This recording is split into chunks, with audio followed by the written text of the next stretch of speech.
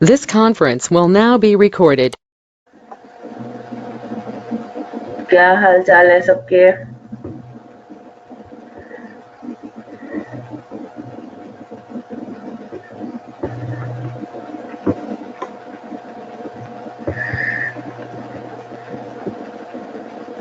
चलें जी, बेहतरीन हो गया। कल अल्हम्दुलिल्लाह जनाब, मैं भी बिल्कुल ठीक ठाक खैर खैरियत से। सर्दियां स्टार्ट हो चुकी हैं हर जगह। आई गेस सर्दी पड़ी होगी पाकिस्तान के हर कोने में मेरे ख्याल से, सिवाय कराची के आई गेस। लेकिन कराची में भी सुना है कि है थोड़ी बहुत ठंड। बस मुझे तो ऐसी बहुत ज्यादा लगती है सर्दी, तो बस हीटर के आगे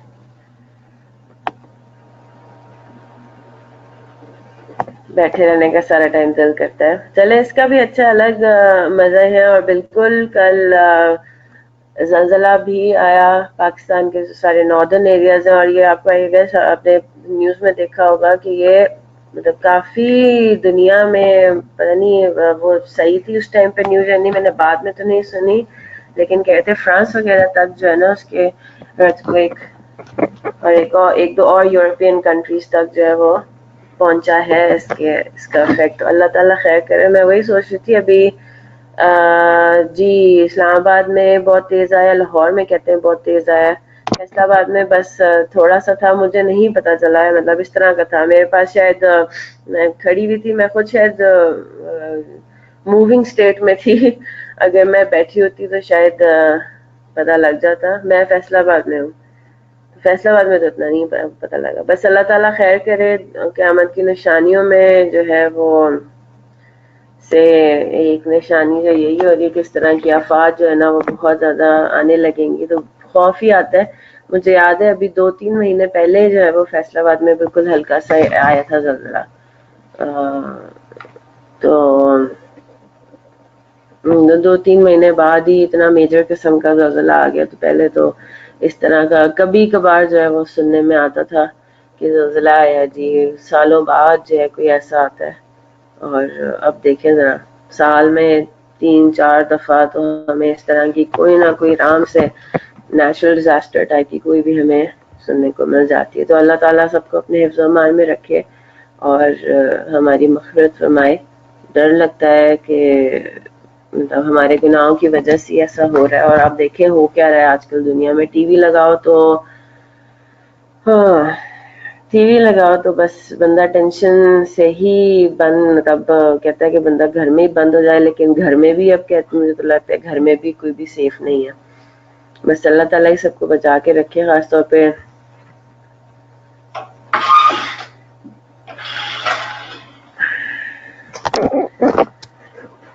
चले जनाब। तो कल मैंने आप लोगों को एक एग्जाम्पल कंप्लीट करने को कही थी, याद है?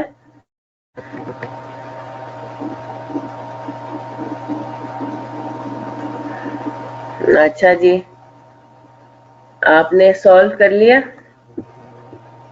मैंने क्वेश्चन अभी इसका देखा नहीं है मोहसिन, वो मैं इंशाल्लाह भी देखती हूँ कौन सा अपलोड किया है। बस ठीक है, उसको जब डिस्कस करेंगे तो फिर देख लेंगे। हाँ जी, एग्जाम्पल के ऊपर आते हैं। एग्जाम्पल याद है छोटी सी हमने की थी इसमें? जी मुनीबा, पहले जरा मैं इस एग्जाम्पल को जरा देख लें, जिसमें हमने ये देखा था कि अगर नॉर्मल लॉस, एक होता है कि normal loss given as a percentage of input. अच्छा, क्वेश्चन में normal loss as a percentage of output भी दिया जा सकता है ना, वो कुछ भी कह सकता है। और अगर उसने बात की हो normal loss as a percentage of input, इसी तरह की बात हो, या वो कुछ भी मेंशन ना हुआ हो, और उधर वहां पे क्या गिवन हो, स्टेज ऑफ इंस्पेक्शन दिया हो कि भाई हम इतने परसेंटेज काम होने के बाद क्या करते हैं, इंस्पेक्शन करते हैं और अपने लॉसेस को फाइंड आउट करते हैं। तो फिर उसमें क्या होगा, उसमें फिर आपने ये चीज देखनी है कि जो इंस्पेक्टेड यूनिट्स है उनमें फिर हम कहेंगे कि जी हमारी एक्सपेक्टेशन है, हमारा नॉर्मल लॉस है। ठीक है, तो एग्जाम्पल मैंने आपको दी थी और मैंने आपको कहा था कि मैं कोशिश करूंगी कि इसका सोल्यूशन जो है वो टाइप हम कर लें। अब नॉर्मल गेन हम 260 यूनिट्स तक निकाल चुके थे। जल्दी से चेक कर लीजिए, सबसे पहले हमने इसको सॉल्व किया था वेटेड एवरेज से, तो जरा चेक कर लें वेटेड एवरेज के हिसाब से किया सॉल्व सबने? ठीक है, अब्दुल्ला, मुनीबा, सना, चेक करें जरा, यही आंसर आ रहा है weighted average. Shahzeb, Samra, very good. Aiman, यही है 15,860 और 14,938। ठीक है, फिर उसके बाद cost per unit weighted average के हिसाब से, जिसमें हमने क्या लेना है, ओपनिंग डब्ल्यूआईपी को भी लेना है ना। सिंपल हो गया ना। रेट्स जरा चेक कर लें, 301.68 और 481.99। बेहतरीन हो गया। स्टेटमेंट ऑफ इवैल्यूएशन अब तो बहुत आसान हो गया आप सबके लिए, है ना। स्टेटमेंट ऑफ इवैल्यूएशन में units completed and transferred 11,065,420, 10,85350 and abnormal gain है 166,159। ठीक है, फीफो में आते हैं। फीफो के अंदर क्वांटिटी स्केड्यूल और ये जो है ये सेम ही बनेगा, है ना, सेम ही सारा काम होना है। तो नॉर्मल लॉस और एबनॉर्मल गेन वही फिगर्स होंगी वेटेड एवरेज फीफो के अंदर भी। फर्क सिर्फ क्या होगा उनकी वैल्यूएशन में। स्टेटमेंट ऑफ इक्विवेलेंट प्रोडक्शन पर आते हैं। स्टेटमेंट ऑफ इक्विवेलेंट प्रोडक्शन में ये फिगर्स हैं आपके फीफो के अंदर। जी चेक कर लीजिए, 13,460, 13,398, 398, 398 कैसे आया बेटा? 498 होगा मुनीबा। अब देखो, ओपनिंग डब्ल्यूआईपी में 960 है। ठीक है, यूनिट स्टार्टेड एंड कंप्लीटेड में वही 100%, 11,720। क्लोजिंग डब्ल्यूआईपी में कन्वर्जन कॉस्ट 50% कंप्लीट था और एबनॉर्मल गेन जो है वो 70% कंप्लीट था। तो इसको करते तो 13,498 है, 398 नहीं है। ये 398 किसने बोला है? 398 मुनीबा, अच्छा आपने 398 लिख दिया है। 13,398, 13,498 है।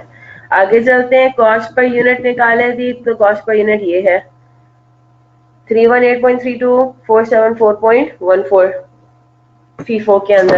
ये हो गई कॉस्ट करंट मंथ की, कॉस्ट पर यूनिट। ठीक है, और स्टेटमेंट ऑफ इवैल्यूएशन में अब कुछ यूं आएगा, ये देख लीजिए। स्टेटमेंट ऑफ इवैल्यूएशन में यूनिट्स जो टोटल आपने ट्रांसफर किए हैं वो कितने किए हैं, 11,042,806, 1,110,780 closing WIP and abnormal gain is this. Very good, अल्हम्दुलिल्लाह, सारा हो गया solve and very easy for you guys, है ना, बहुत आसान हो गया अब तो ये।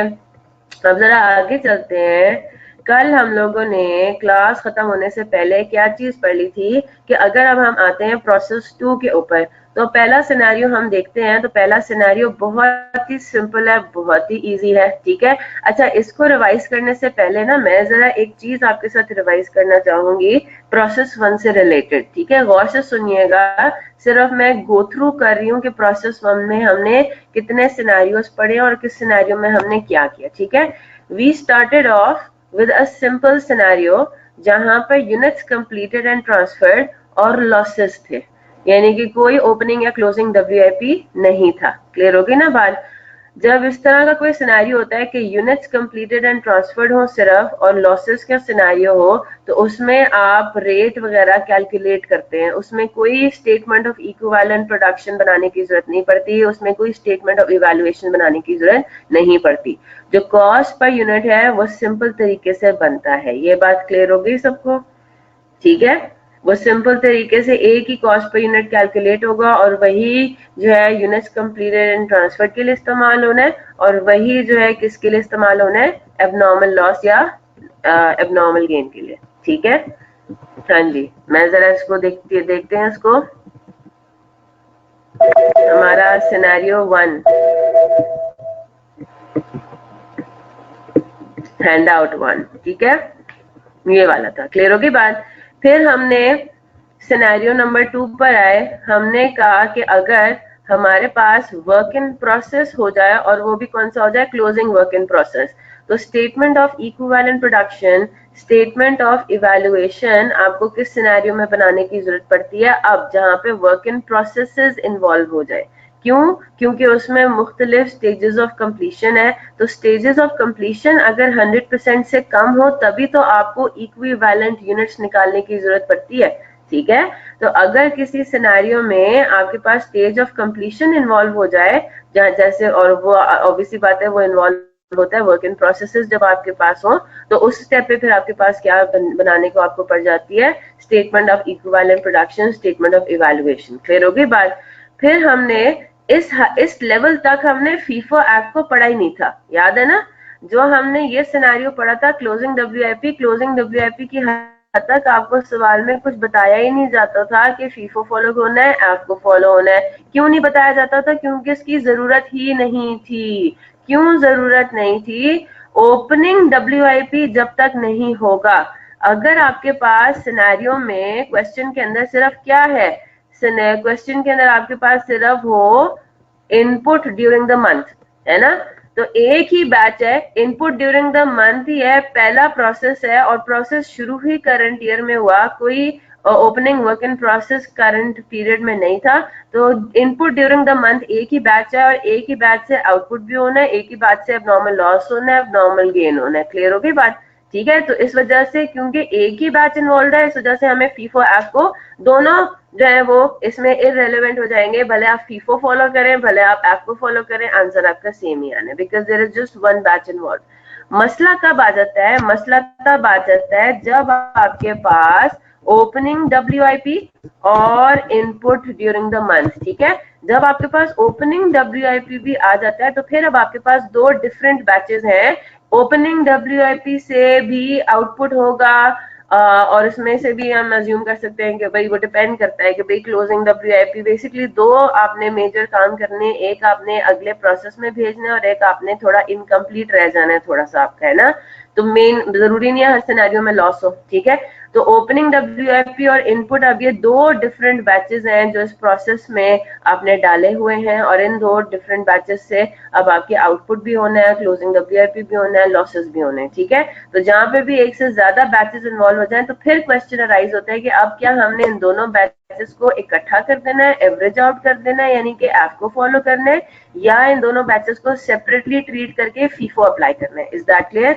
तो जहां पे आपके पास ओपनिंग डब्ल्यूआईपी है ही नहीं, वहां पे फीफो या ऐप को अप्लाई करने का कोई सवाल पैदा होगा ही नहीं। यहां तक बात सबको क्लियर हो जाती है? फिर हम आ गए, कल हम आ गए थे किसके ऊपर? प्रोसेस नंबर 2 पे। प्रोसेस नंबर 2 पे जब हम आते हैं, तो हमने पहला सिनेरियो देखा था। पहला सिनेरियो वो था जहां पे कोई फर्दर मटेरियल कॉस्ट इनकर होती नहीं है। जैसे फॉर एग्जांपल हमने मतलब लेट्स अज्यूम के बेकरी की कोई बात करते हैं हम, ठीक है? बेकरी की बात होती है, पहले स्टेप पे हम उसको क्या करते हैं? प्रिपेयर करते हैं। जैसे फॉर एग्जांपल केक है, ठीक है? केक बेक करने का हमारा बिजनेस है, तो वो डिफरेंट प्रोसेसेस से गुजरेगा। पहला प्रोसेस क्या है? बैटर का तैयार करना और उसको सांचे में डालना, ठीक है? सेकंड प्रोसेस है उसको बेक के लिए भेज देना ओवन में। थर्ड प्रोसेस है कि भाई उसको निकाल के उसको उसी हालत में बस पैक कर देना। होते हैं ना कुछ केक्स होते हैं जो कि चाय के साथ खाने वाले जो होते हैं, उनके ऊपर कोई क्रीम श्रीम नहीं लगी हुई होती, तो वो सिंपली क्या लगता है कि बस वो ओवन से निकले, उनको पैकेट में डालो और दैट्स इट, राइट? तो ये तीन हमारे पास फॉर एग्जांपल प्रोसेसेस हैं। अब जितना भी मटेरियल लगना था वो प्रोसेस 1 में ही डलना था, है ना? प्रोसेस 1 में ही आपने फ्लावर इस्तेमाल किया, आपने पानी इस्तेमाल किया, आपने आर्टिफिशियल फ्लेवर्स, चॉकलेट्स, आपने जेलीज और बाकी सारी जो भी चीजें, अब आपने फ्रूट वगैरह जो है वो डालते हैं फ्रूट केक में, आपने वो सारी चीजें प्रोसेस 1 में ही इनपुट किया। और जब हम प्रोसेस 2 की बात करते हैं, बेकिंग की बात करते हैं, तो बेकिंग में अपेरेंटली कोई नया मटेरियल नहीं आएगा, है ना? और क्या आएगा? सिर्फ उसमें कन्वर्जन कॉस्ट ही इनकर होगी, ठीक है जनाब? यहाँ तक बात क्लियर है? तो इधर अगर ओपनिंग डब्ल्यूआईपी कुछ था भी, तो प्रोसेस 1 से जो मटेरियल आपके इनपुट हो रहा है प्रोसेस 2 में, वो बेसिकली आपका that is the only material, और वो बेसिकली पिछले प्रोसेस से ही आपके आ रहा है, ठीक है? अब इसको समझने के लिए हम जरा बाकी सारी चीजें, सारी कैलकुलेशंस, बाकी सब प्रोसेस 1 की तरह ही होंगी जो हमने प्रोसेस 1 में सारा काम किया, ठीक है? अब हम जरा एक एग्जांपल करने जा रहे हैं।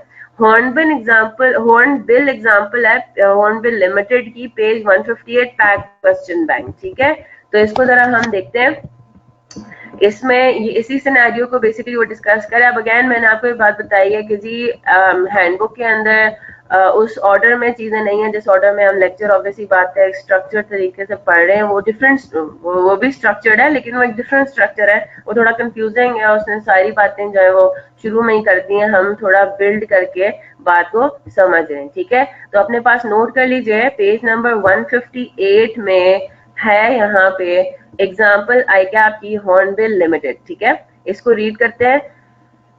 Hornbill Limited produces certain chemicals for textile industry. ठीक है, the company has 3 production departments. All materials are introduced at the beginning of the process in department A and subsequently transferred to department B. Any loss in department B is considered as a normal loss. तो उसने आपको बता दिया कि department B में जितने भी losses हैं, they're all what? They're all normal losses. The following information has been extracted from the records of HL for department B, यानी कि process 2 है ना। ये सेकंड प्रोसेस की अब आपसे बात कर रहा है for the month of August 20x3। ठीक है, चलें जी। डिपार्टमेंट बी में ओपनिंग वर्क इन प्रोसेस तो नील है, यानी कि जैसे हमने देखा कि ओपनिंग वर्क इन प्रोसेस नील है, हमें एक रिलैक्सेशन मिल गई और एक रिलैक्सेशन हमें क्या मिली कि वो फीफो एप्को वाला चक्कर खत्म। सिंपल तरीके से इक्विवेलेंट प्रोडक्शन यूनिट्स निकालेंगे, सिंपल तरीके से स्टेटमेंट ऑफ इवैल्यूएशन, यानी कि सिनेरियो नंबर कौन सा हमने किया हुआ है, प्रोसेस 1 का सिनेरियो नंबर 2, जिसमें हमने सिर्फ क्या पढ़ा है, closing WIP losses and units completed. ठीक है, तो क्लोजिंग वर्क इन प्रोसेस आपको दिया हुआ है 10,500 litres. Units transferred from department A, ये क्या है, ये इनपुट है ना, ये हमारा इनपुट है और ये डायरेक्ट मटेरियल हम कोई नहीं लगा रहे डिपार्टमेंट बी में। बेसिकली जो डिपार्टमेंट ए का आउटपुट है वही हमारा इस डिपार्टमेंट का मटेरियल इनपुट समझा जाएगा। ठीक है, कोई नया मटेरियल नहीं लग रहा। तो 55,000 लीटर जो आपने इनपुट किए। ठीक है, units transfer to department C, process number 3 में आगे कहां कितना निकला, 39,500। लेबर की अमाउंट उसने आपको दे दिया और फैक्ट्री ओवरहेड की अमाउंट दे दी। आपको नजर आ रहा है कि कोई फर्दर मटेरियल कॉस्ट आपको दी हुई नहीं है, तो ये क्या बनता है, ये प्रोसेस नंबर 2 का सब्सिक्वेंट प्रोसेसेस का पहला scenario, no further material cost is incurred. ठीक है, आगे चलते हैं। Materials from department A were transferred at a cost of ₹1.8 per litre. तो वो इनपुट का आपको बता रहा है कि जो आपके पास प्रोसेस अकाउंट में इन हो रहे हैं कितने, 55,000 लीटर्स, उनका पर यूनिट कॉस्ट कैसा है, 1.8। और ये पर यूनिट कॉस्ट कैसे कैलकुलेट हुआ होगा, इन्होंने प्रोसेस 1 अकाउंट का वही statement of equivalent production cost per unit calculate किया होगा, है ना। और उसमें उसने आपको बता दिया होगा कि एक कंप्लीट यूनिट की कॉस्ट कितनी है, मटेरियल प्लस कन्वर्जन कॉस्ट को उन्होंने ऐड कर दिया। तो 1.8 लीटर में मटेरियल कॉस्ट पर यूनिट और कन्वर्जन कॉस्ट पर यूनिट दोनों शामिल है। The degree of completion of work in process in terms of cost originating in department B was as follows। अब जो नीचे क्वेश्चन में बात मेंशन है उसका प्रोसेस 1 या प्रोसेस 2 के होने से कोई ताल्लुक नहीं है।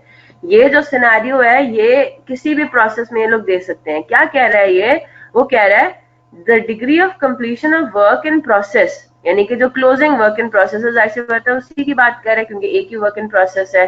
In terms of cost originating in department B, यानी कि जो कन्वर्जन कॉस्ट है उनसे रिलेटेड ये डिग्री ऑफ कंप्लीशन की बात कर रहा है। ठीक है, डिपार्टमेंट बी में कौन सी कॉस्ट ओरिजिनेट कर रही है, मटेरियल कॉस्ट ओरिजिनेट ही नहीं कर रही, सिर्फ कन्वर्जन कॉस्ट ओरिजिनेट कर रही है। और वो ये बता रहा है कि जी degree of completion, stage of completion with respect to conversion cost work in process का कितना है, तो वो आपको उसने बताया है। जो मैंने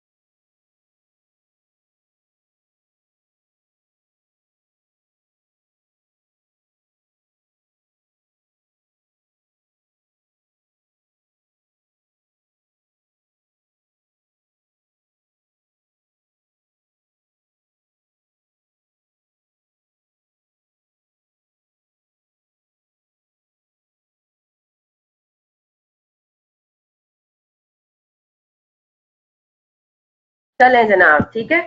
तो जाहिर सी बात है, हमने वैसे भी पढ़ा कि in the absence of any information जो स्टेज ऑफ कंप्लीशन है वो किससे पर्टेन करता है, वो कन्वर्जन कॉस्ट से पर्टेन करता है, ठीक है।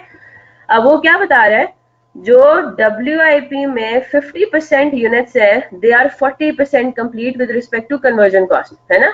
उसने मेंशन भी कर दिया cost originating in department B which were what labour and factory overhead only. तो बात समझ आ रही है ना सबको। तो 50% units in WIP were 40% complete, 20% units in WIP were 30% complete and 30% units were 24.5% complete. तो क्या बात समझ में आ रही है उसको देखते हैं, अभी हम अप्लाई करेंगे इसको कहाँ पे, स्टेटमेंट ऑफ इवैल्यूएशन में, है ना, स्टेटमेंट ऑफ इक्विवेलेंट यूनिट्स में। आगे चलते हैं, रिक्वायरमेंट देखते हैं। रिक्वायरमेंट में वो कह रहा है prepare the following for department B for the month, a statement of equivalent units, a statement showing cost per equivalent unit, सारा चीजें हम कर चुके हैं। A statement showing evaluation of output, statement of evaluation and a process account, ठीक है। तो क्या करते हैं इसको सॉल्व, हो जाएगा सॉल्व इसको। सबसे पहला काम तो हम ये करते हैं कि हम जरा कैलकुलेट करें कि भाई हम जरा क्वांटिटी स्केड्यूल पहले बना लें, है ना। क्वांटिटी स्केड्यूल से हमें ये पता चलेगा कि भाई हमारा नॉर्मल लॉस कितना है।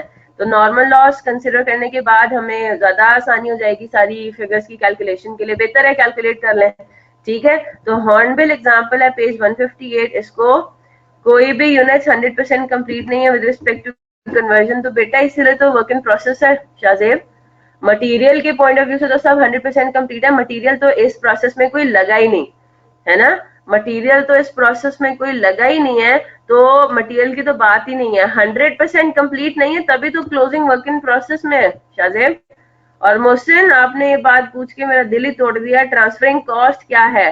ट्रांसफरिंग कॉस्ट ही तो आपको अभी कैलकुलेट करनी है, क्लोजिंग WIP और आउटपुट की कॉस्ट पर यूनिट वही तो निकलेगी। इस सवाल में इंस्पेक्शन नहीं है, बिल्कुल नहीं है।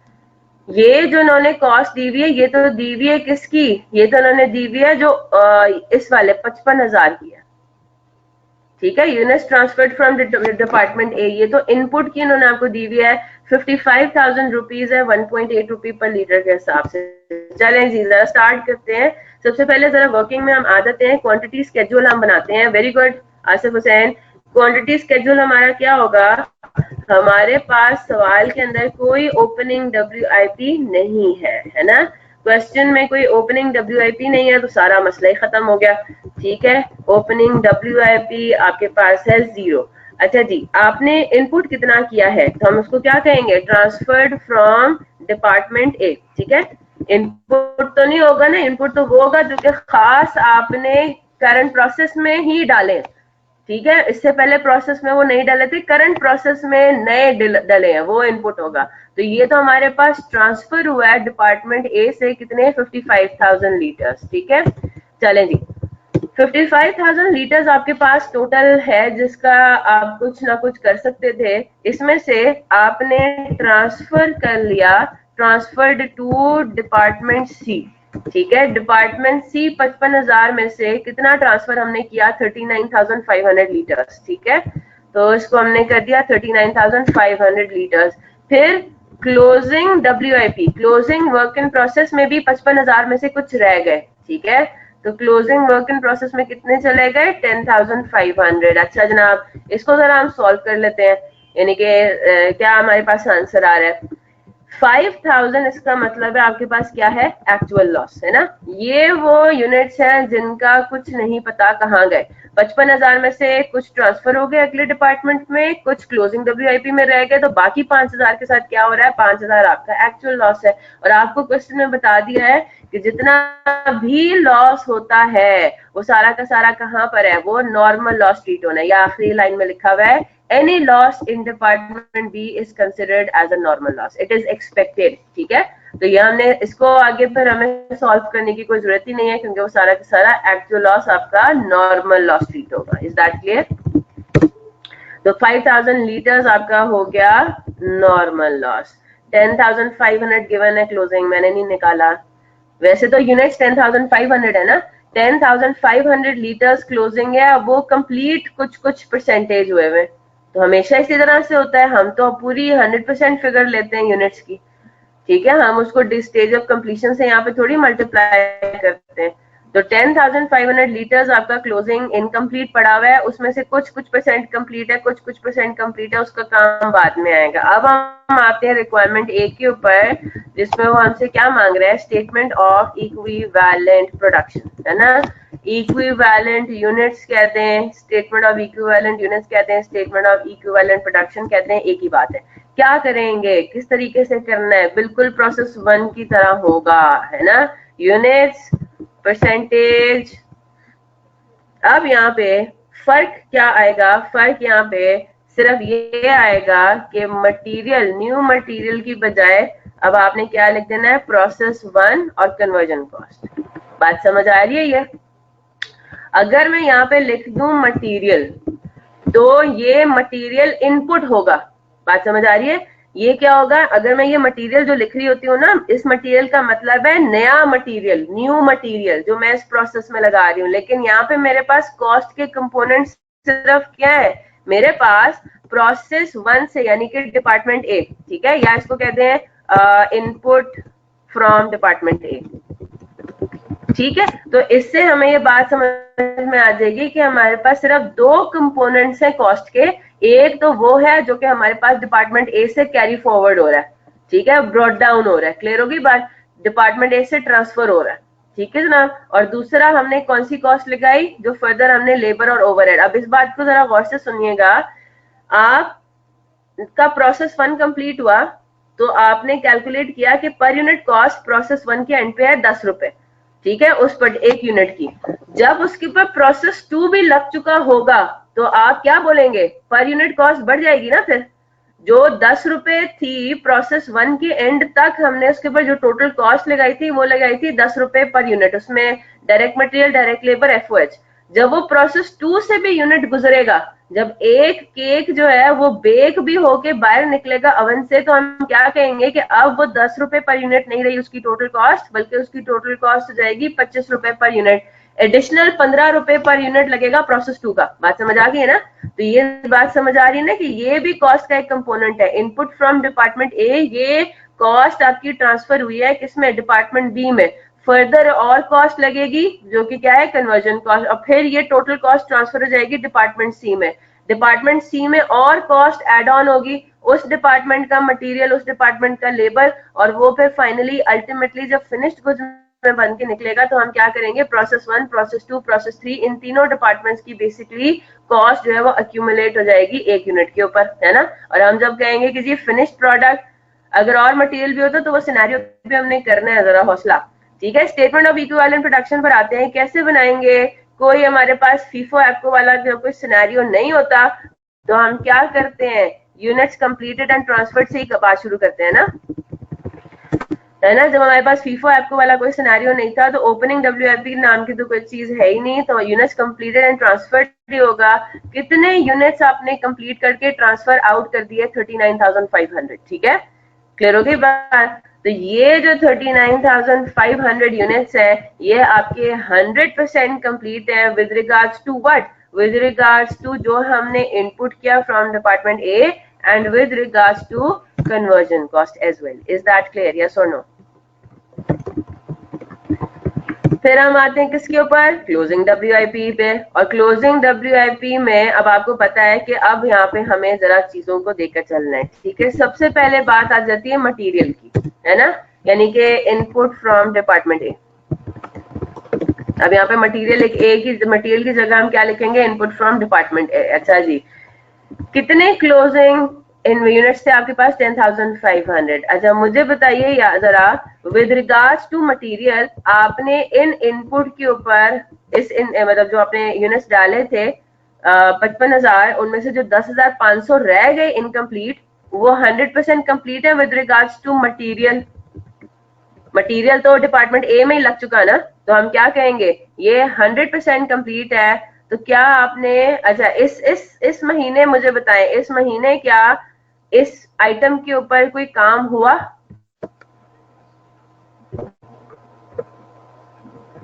नहीं हुआ ना। तो मेरे पास स्टेटमेंट ऑफ इक्विवेलेंट यूनिट्स में ये चीज आ जाएगी, जो मेरे 10,500 यूनिट्स हैं उनके ऊपर करंट मंथ में कोई काम हुआ ही नहीं, यस और नो?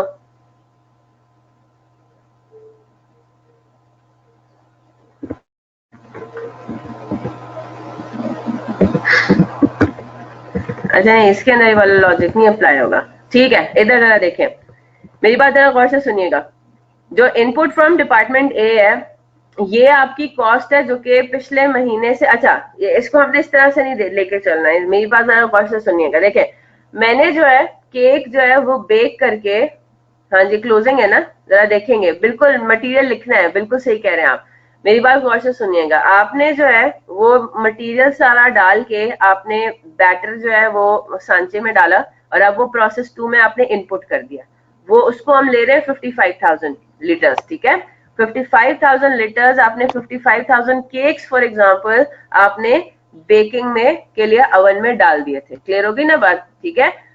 अब अगर मैं उनसे ये बोलूं, आपको ये कहूं कि हमने इस तरीके से बेकिंग की थी, थ्रू आउट द मंथ हम डालते जा रहे थे ना, इकट्ठे तो नहीं हमने 55,000 इनपुट किया, हो सकता है इकट्ठे भी किए हो, depending upon the nature of the business, right.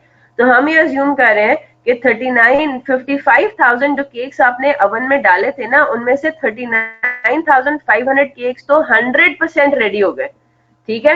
तो उसमें तो किसी को कोई मसला नहीं है, वो अभी एप्लीकेबल होंगे ना, जरा हौसला करें, जरा डिस्कस तो करने दें, वो कन्वर्जन कॉस्ट में आएगा ना, अभी मटेरियल की डिस्कशन कर रहे हैं।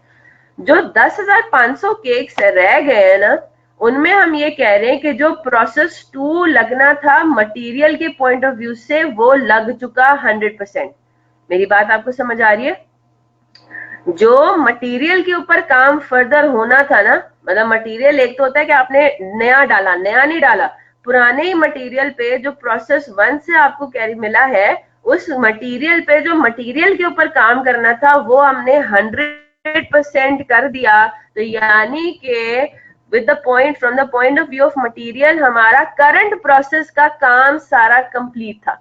Is that clear? अब बात समझ आ रही है? तो from the point of view of material, जो हमारा इनपुट हो रहा है डिपार्टमेंट ए का, हमने उसके ऊपर जो काम करना था वो हमने कंप्लीट कर दिया।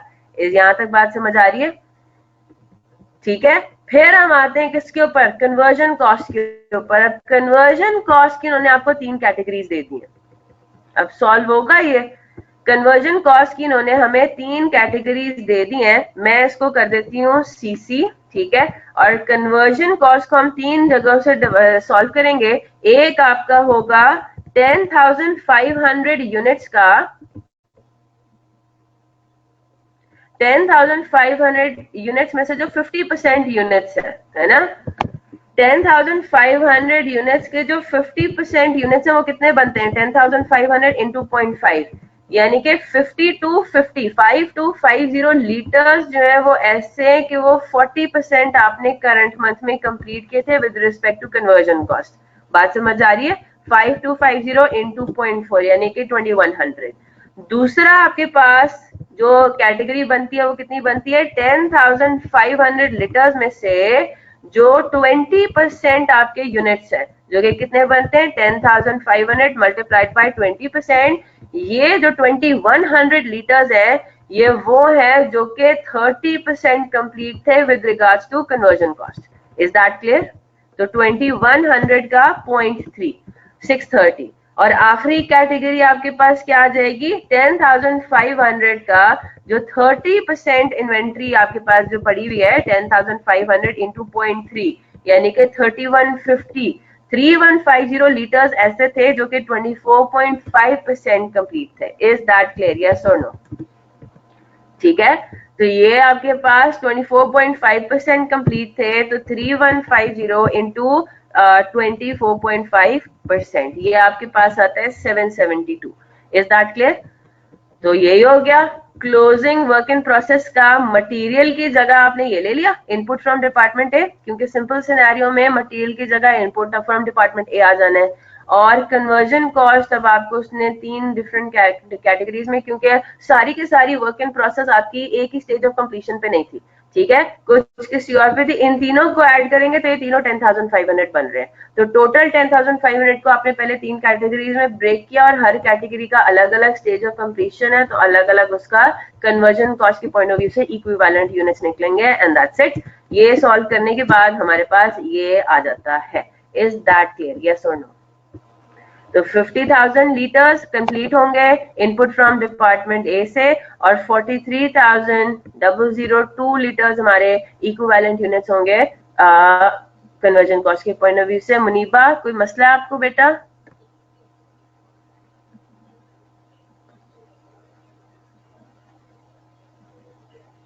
हाँ जी, देखें डिपार्टमेंट ए से जो आपके पास मटेरियल इनपुट हुआ था उसके ऊपर आपने प्रोसेस 2 में जितना भी काम करना था वो कर लिया ना, यही तो बात हो रही है। हम क्या अज्यूम करते हैं, 100% work is complete with respect to material. इधर तो कोई स्टेज ऑफ इंस्पेक्शन तो है ही नहीं ना, ठीक है, यहाँ पे तो कोई स्टेज ऑफ इंस्पेक्शन ही नहीं है। वो वाला स्यापा सारा कहाँ पे पड़ता था जहाँ पे वो स्टेज ऑफ इंस्पेक्शन वाली बात आ जाती थी, याद है ना? फिर उसमें हम कहते थे कि अच्छा जी कंप्लीशन जो है वो work, closing work in process और स्टेज ऑफ कंप्लीशन हमारा क्या है, मतलब वो उसमें पे सारा चक्कर चलता था। कुछ बात समझ आ रही है? उसमें तो एडिशनल इन्फॉर्मेशन भी ऐसी होती थी। अब जब आपके पास कुछ ना इन्फॉर्मेशन गिवन है तो हम क्या कहते हैं, 100% work has been performed with respect to materials, है ना, and stage of completion applies on conversion cost. ये तो बिल्कुल सिंपल तरीन सिनेरियो है। तो मटेरियल की जगह अब हम क्या यूज करते हैं, मटेरियल की जगह अब हम इनपुट फ्रॉम डिपार्टमेंट ए इस्तेमाल कर रहे हैं। तो इनपुट फ्रॉम डिपार्टमेंट ए को आप मटेरियल ही समझे। अनस ही मैंने बात लिखवाई हुई है बेटा, stage of completion by default conversion cost को रिलेट कर रहा है, और यहाँ पे तो उसने एक्सप्लिसिटली बात कह दी है कि ये कन्वर्जन कॉस्ट से रिलेटेड है। यहाँ पे कोई इंस्पेक्शन नहीं है शाहरुख, मैं ये तो कह रही हूँ ये डिफरेंट सिनेरियो, ये तो सिंपल तरीन सिनेरियो है। यहाँ पे तो कोई इंस्पेक्शन है ही नहीं। यहाँ पे इसने आपको ये थोड़ी बताया हुआ है कि हम इंस्पेक्शन करते हैं एट 80% या 60% या व्हाटसोएवर, उसमें फिर हम लोग कर रहे होते थे कि भाई क्लोजिंग वर्क इन प्रोसेस में मटेरियल लगा है नहीं लगा, और इसके अलावा भी उसमें उसने बताया होता है कि मटेरियल जो है वो 80% पे लग रहा है या so on and so fourth, याद है ना? वो तो सिनेरियो ही अलग था, इंस्पेक्शन से तो इसका कोई ताल्लुक ही नहीं है by the way. Exactly, inspection से तो वैसे भी कॉस्ट ऑफ कन्वर्जन पे और मटेरियल पे कोई फर्क पड़ना ही नहीं था, ठीक है ना? हाँ जी, बात थोड़ी क्लियर हो रही है?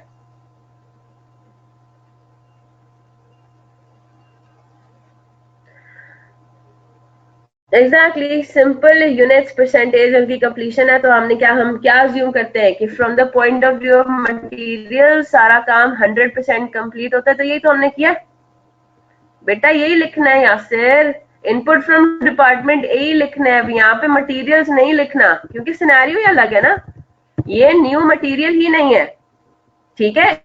इसको आप अपने ऊपर लिख दें, this is the same as materials, बस। लेकिन इसको हमने मटेरियल नहीं कहना वरना कॉन्सेप्ट गलत हो जाएगा। क्लियर हो गई बात? Input from department A same as materials. तो मटेरियल का मटेरियल के कॉलम में इनपुट इफेक्ट जाता है, ठीक है? ऑब्वियसली बात है शादी, इसीलिए तो मैंने ये बात आपको बोली है कि जो प्रोसेस 1 की कॉस्ट है उसके ऊपर बिल्ड होगा प्रोसेस 2 की कॉस्ट भी। तो यही काम हो रहा है। प्रोसेस 1 से जो मटेरियल आ रहा है, प्रोसेस 1 के मटेरियल और कन्वर्जन कॉस्ट के ऊपर फर्दर प्रोसेस 2 की कॉस्ट जो है वो ऐड ऑन होगी। तो पहले हम जरा इक्विवेलेंट यूनिट्स तो निकालें, ठीक है? अच्छा जी, स्टेटमेंट ऑफ इक्विवेलेंट प्रोडक्शन अब थोड़ा बहुत क्लियर हुआ। मटेरियल की जगह मैंने सिर्फ हेडिंग उसकी चेंज कर दी है इधर, और इधर भी हम मटेरियल ही लिखते हैं क्लोजिंग WIP में, है ना? जो इधर दो हेडिंग्स होती हैं मटेरियल और कन्वर्जन कॉस्ट, वही हेडिंग्स हम इधर भी कॉपी करते हैं, मटेरियल और कन्वर्जन कॉस्ट। यहाँ पे इनपुट फ्रॉम डिपार्टमेंट ए मैंने रिप्लेस कर दिया, बाकी सारा काम वही है, ठीक है? चलें जी, सेकंड उस पर आ जाते हैं। सेकंड रिक्वायरमेंट आपकी क्या है, you have to calculate a statement showing cost per equivalent unit, यानी कि अब आपको कॉस्ट पर यूनिट कैलकुलेट करना है, ठीक है? तो वही वाला कॉस्ट पर यूनिट, तो वही उसी तरह का स्टेटमेंट बना लेंगे। किस तरह का स्टेटमेंट बना लेंगे? अच्छा, उसमें भी हम क्या स्टेटमेंट बनाते हैं, किस तरीके से बनता है, कॉस्ट पर यूनिट का भी यही बनता है ना, मटेरियल्स और कन्वर्जन कॉस्ट, है ना, दो अलग अलग बनते हैं। यानी कि ये भी वही हेडिंग्स होती हैं जो स्टेटमेंट ऑफ इक्विवेलेंट प्रोडक्शन की हेडिंग्स होती हैं। तो अब यहाँ पे भी हमने क्या रिप्लेस कर देना है, इनपुट फ्रॉम डिपार्टमेंट ए कह देना है मटेरियल्स की जगह, और conversion cost as it is that clear? तो मैं अगर आपसे ये पूछूं कि भाई डिपार्टमेंट ए से हमारे पास, अब यहाँ पे कोई ओपनिंग डब्ल्यूआईपी नहीं है ना, कोई ओपनिंग डब्ल्यूआईपी है ही नहीं, तो ओपनिंग डब्ल्यूआईपी की कॉस्ट भी नहीं है, सिर्फ क्या क्या है, cost incurred during the month. तो आपने यहाँ पे पहले क्या लिखना है, डिपार्टमेंट ए से मेरी कितनी कॉस्ट आई है प्रोसेस 2 में। हाँ जी, मैं अगर आपसे पूछूं कि प्रोसेस 2 में कितनी कॉस्ट इनकर हुई है, मतलब आई है डिपार्टमेंट ए से, तो उसके अंदर क्या फॉर्मूला आपके पास होगा, 55,000 लीटर्स मल्टीप्लाइड बाय 1.8। क्लियर हो गई बात? तो ये इस कॉलम में कितना आ जाएगा, 55,000 मल्टीप्लाइड बाय 1.8, कोई मसले वाली बात है ही नहीं, यानी कि 99,000 रुपीज। और करंट पीरियड में करंट डिपार्टमेंट में कन्वर्जन कॉस्ट आपने सिर्फ कितनी इनकर की है, वो उसने आपको बता दिया है, 27,520 और 15,480। Is that clear? दोनों को ऐड कर लेंगे, ठीक है जनाब। तो 27,520 plus 27,520 plus 15,480, 15,480। Is that clear, yes और नो? 43,000। क्या करेंगे, बस इनको उनके इक्विवेलेंट यूनिट से डिवाइड कर देना है ना। इनपुट फ्रॉम डिपार्टमेंट ए को 50,000 से डिवाइड करना है, कन्वर्जन कॉस्ट को 43,002 से डिवाइड करना है, तो हमारे पास क्या आ जाएगा, this will be a statement showing cost per unit, this divided by this up to 2 decimal places ideally. जी जनाब, क्लियर हो रही है बात?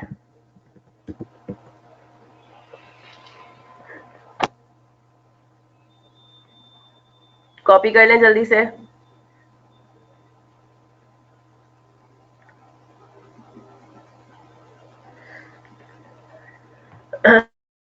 आखिरी काम before preparation of process account क्या है आपका, statement of evaluation, statement of evaluation of output, है ना। अब स्टेटमेंट ऑफ इवैल्यूएशन लेकर आए। सिंपल तरीन सिनेरियो के अंदर प्रोसेस 1 के हम स्टेटमेंट ऑफ इवैल्यूएशन किस तरह से बनाते थे, यूनिट्स कंप्लीटेड एंड ट्रांसफर्ड और क्लोजिंग डब्ल्यूआईपी, यही है ना। अब नॉर्मल लॉस तो है ही नहीं, सिर्फ नॉर्मल लॉस है, तो कैसे करेंगे, यूनिट्स कंप्लीटेड एंड ट्रांसफर्ड आपके पास कितने हैं, आपने डिपार्टमेंट सी में कितने फॉरवर्ड किए, 39,500 लीटर्स, ठीक है। 39,500 लीटर्स 100% कंप्लीट थे with respect to input from department A, यानी कि 1.98 प्लस कितना फर्दर हमने कितना कितना कॉस्ट पर यूनिट इनकर किया, plus 1 rupee. Is that clear, yes और नो? तो अब जो हमारा डिपार्टमेंट सी में यूनिट्स जा रहे हैं 39,500 लीटर्स, वो अब 1.8 की जगह कितने पे जा रहे हैं, 2.98 पे जा रहे हैं टोटल, अगर हम देखें तो, है ना। तो अब हमारी कॉस्ट पर लीटर वो पहले प्रोसेस के बाद कितनी हो गई थी, 1.8 पर लीटर। कंप्लीटेड यूनिट की 1 लीटर की कॉस्ट कितनी थी, 1.8 पर लीटर, अब कितनी हो जाएगी, 2.98 पर लीटर, ठीक है। अब तो दोनों को ऐड कर देंगे ना, तो एक कंप्लीटेड यूनिट जो कि हमारे पास टोटल है 39,500, तो एक कंप्लीटेड यूनिट की बनती है 2.98, तो 39,500 यूनिट्स की कितनी बनती है, 1,17,710। इज दैट क्लियर, यस और नो? अब जब हम क्लोजिंग डब्ल्यूआईपी में आएंगे, क्लोजिंग डब्ल्यूआईपी में हम मटेरियल और कन्वर्जन कॉस्ट दो अलग अलग हम कैटेगरी में सॉल्व करते थे, याद है ना। तो अब मटेरियल की जगह अब हम क्या करेंगे, input from A, department A, ठीक है। इनपुट फ्रॉम डिपार्टमेंट ए का हम क्या कहेंगे, ऊपर इक्विवेलेंट यूनिट्स का जो हमारा स्टेटमेंट था, that will be a good guide for us. तो क्लोजिंग डब्ल्यूआईपी में इनपुट फ्रॉम डिपार्टमेंट ए के लिए वही 10,500 यूनिट्स ही यूज करने हैं, तो 10,500 मल्टीप्लाइड बाय 1.98। क्लियर होगी बात? इसको भी हम सॉल्व कर लेंगे साथ ही। फिर उसके बाद कन्वर्जन कॉस्ट में याद रखिएगा, अब आपके पास 3 कैटेगरीज है ना।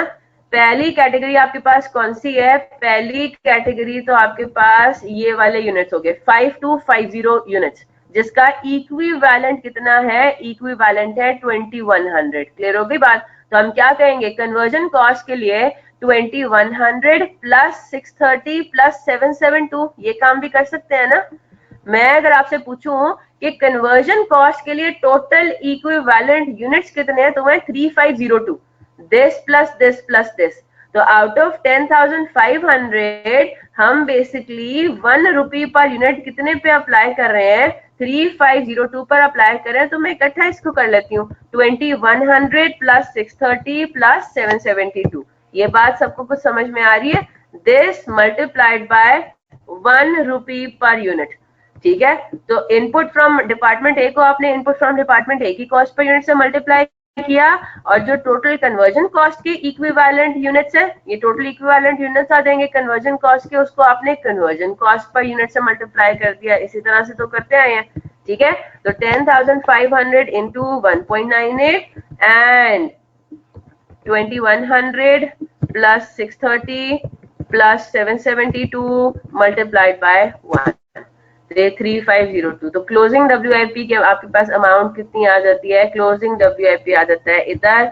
अब बताइए, कोई मसला, कोई परेशानी, कोई टेंशन?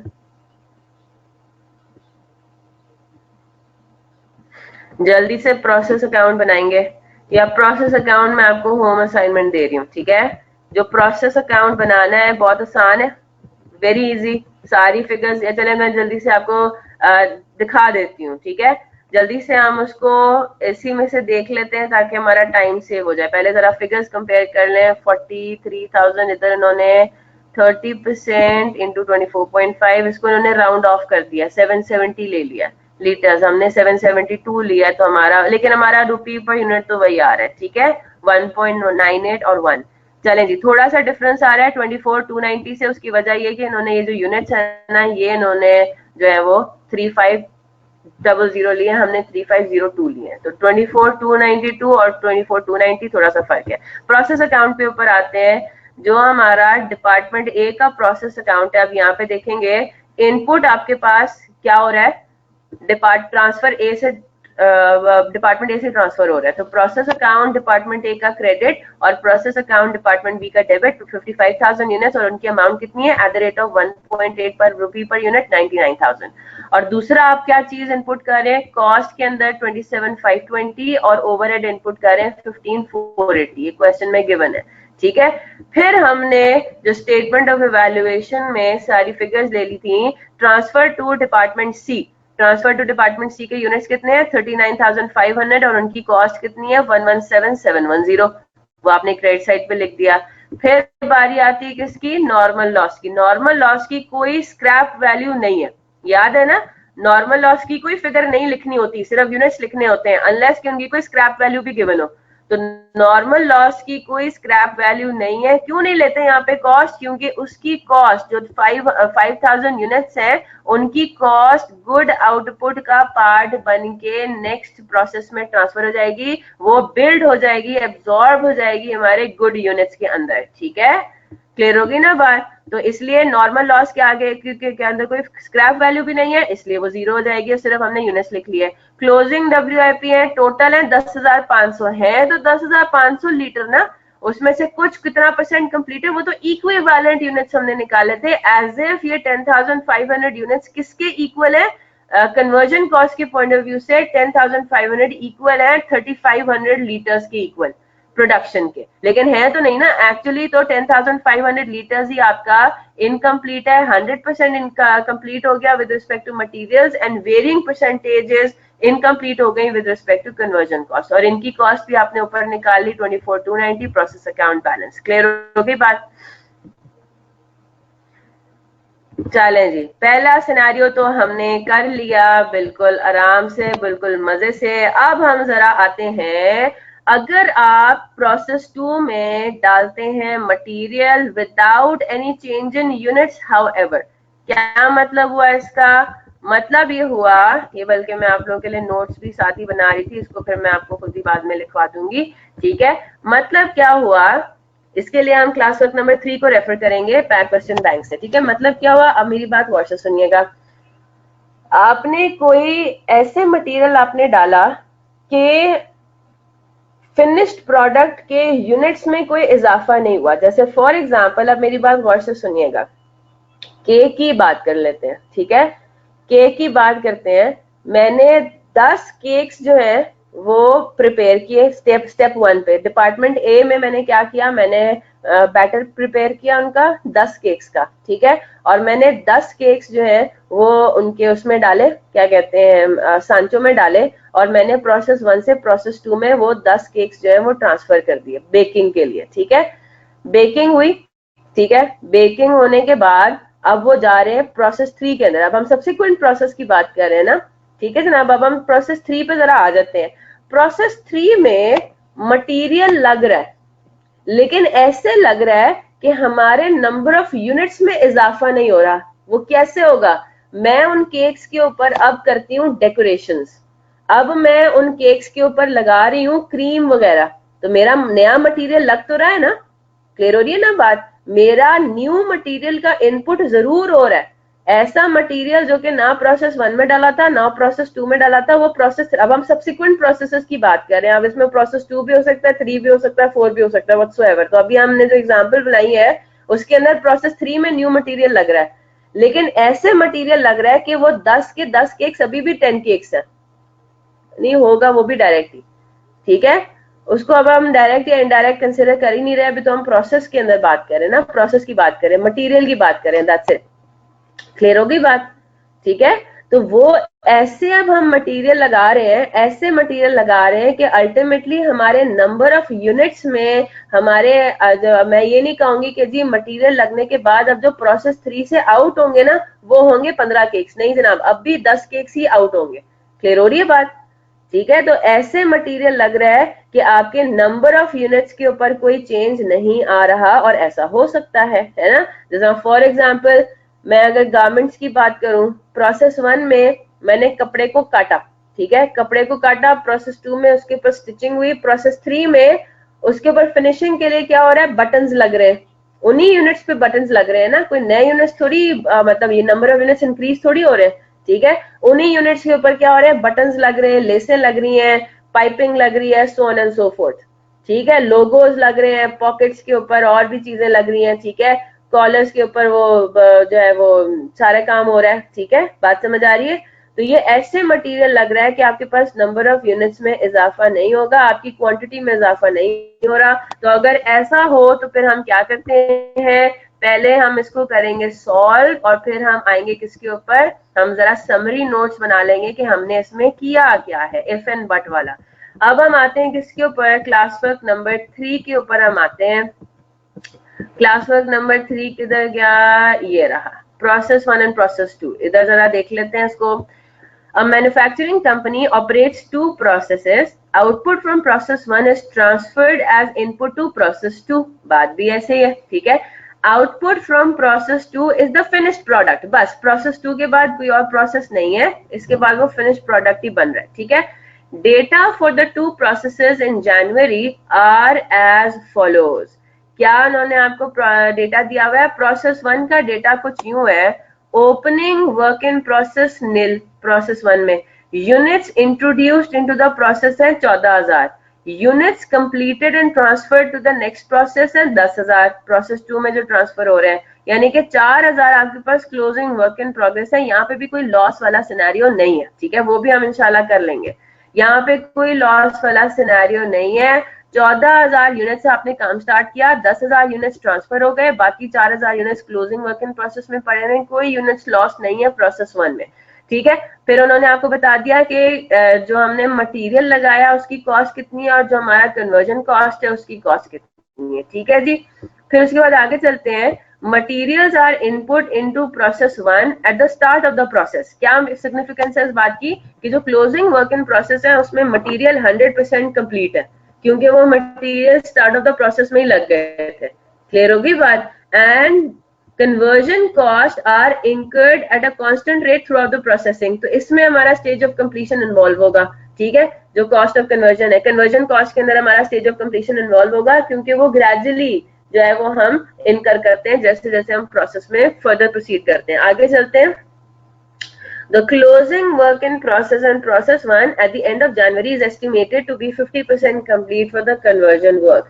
ना भी बताते तो हमें पता था कि भाई in the absence of any information material वैसे भी 100% complete है क्योंकि ये प्रोसेस के स्टार्ट में सारा का सारा लग गया, ठीक है, सारे यूनिट्स के ऊपर। तो 50% जो है वो कन्वर्जन कॉस्ट के लिए ही बनता है। आगे चलते हैं, अब हम आते हैं प्रोसेस 2 के ऊपर।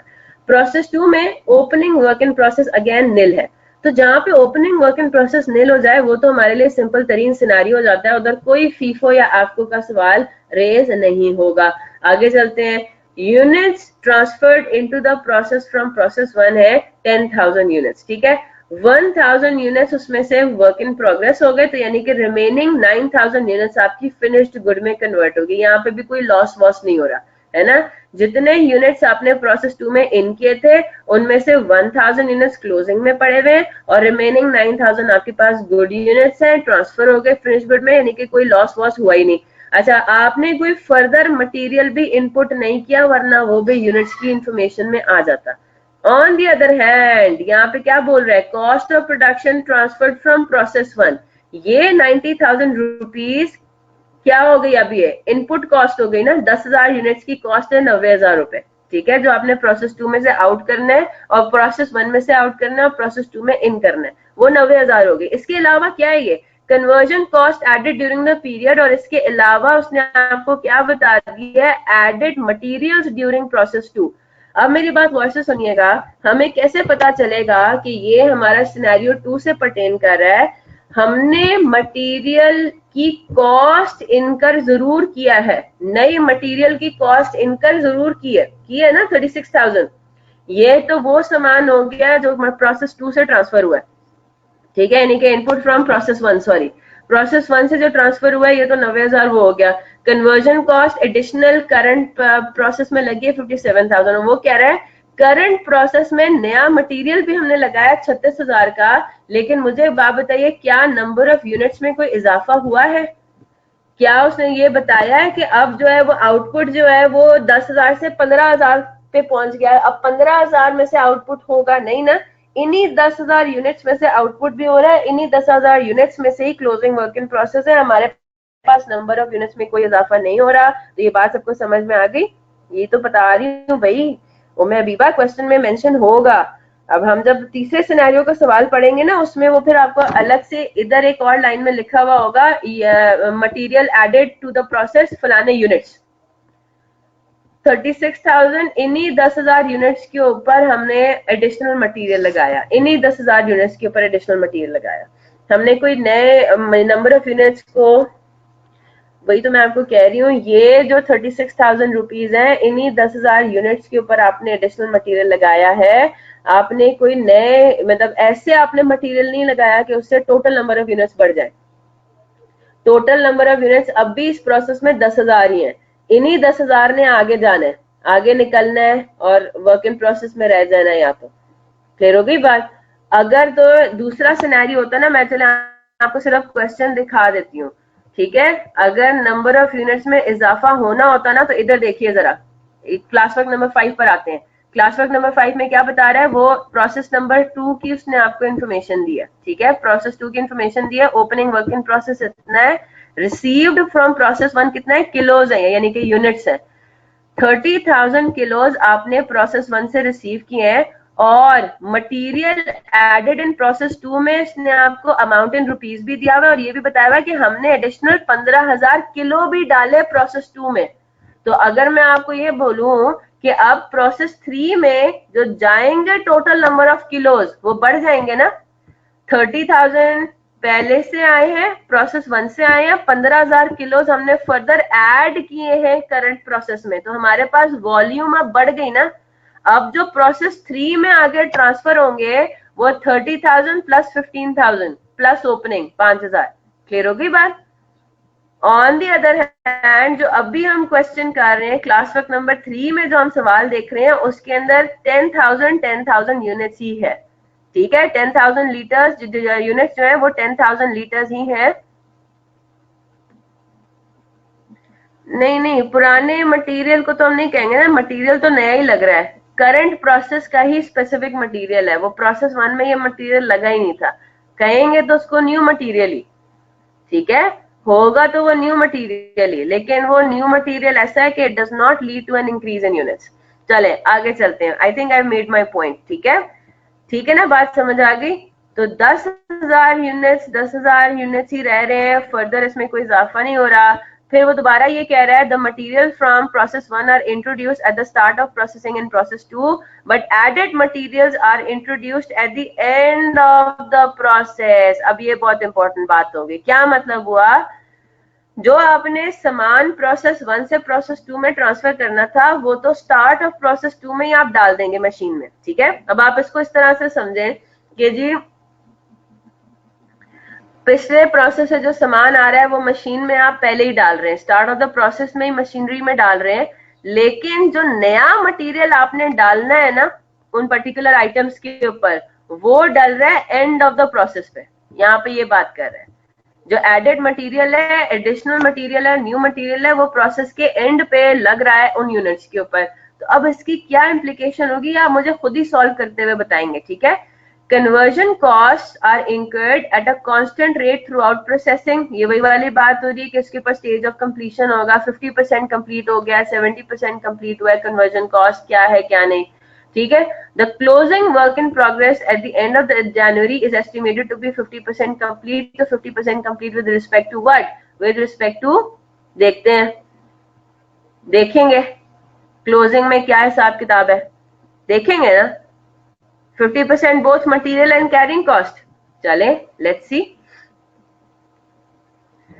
बेटा न्यू मटेरियल आ रहा है लेकिन यूनिट्स पे कोई फर्क नहीं पड़ा। मैंने ये तो नहीं कहा कि कोई न्यू मटेरियल नहीं आएगा, मैं ये कह रही हूँ प्रोसेस 2 में न्यू मटेरियल लग रहा है, additional material cost is added without any change in units. मैं तो ये बात कह रही हूँ, मैंने ये बात तो बोली नहीं कि प्रोसेस 2 में कोई नया मटेरियल नहीं आएगा। अब हम सिनेरियो ये वाला पढ़ रहे हैं कि नया मटेरियल आ रहा है प्रोसेस 2 में, लेकिन ऐसे आ रहा है कि नंबर ऑफ यूनिट्स में कोई इजाफा या कमी नहीं हो रही।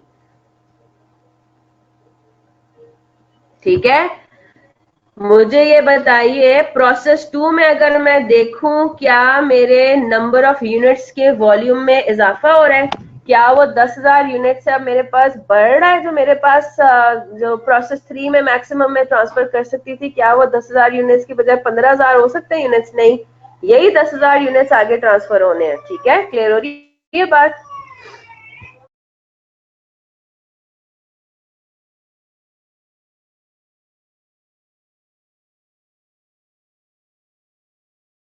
ठीक है, अब इसको जरा सॉल्व करते हैं।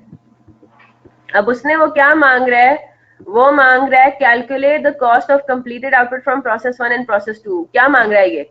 स्टेटमेंट ऑफ इक्विवेलेंट प्रोडक्शन, है ना, स्टेटमेंट ऑफ इक्विवेलेंट प्रोडक्शन। हमें पता है, हमें नजर आ रहा है कि इस सवाल में ना प्रोसेस 1 में कोई लॉसेस है ना प्रोसेस 2 में कोई लॉसेस है।